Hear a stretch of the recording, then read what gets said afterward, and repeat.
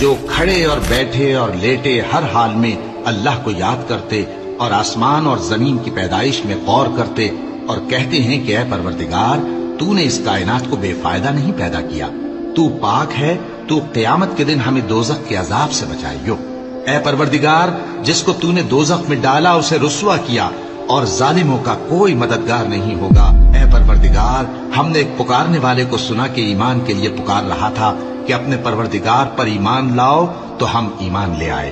سو اے پروردگار ہمارے گناہ معاف فرما اور ہماری برائیوں کو ہم سے دور کر دے اور ہم کو دنیا سے نیک بندوں کے ساتھ اٹھائیو۔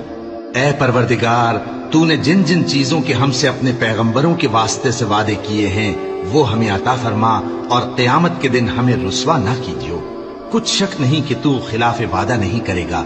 تو ان کے پروردگار نے ان کی دعا قبول کر لی اور فرمایا کہ میں کسی عمل کرنے والے کے عمل کو مرد ہو یا عورت ضائع نہیں کرتا۔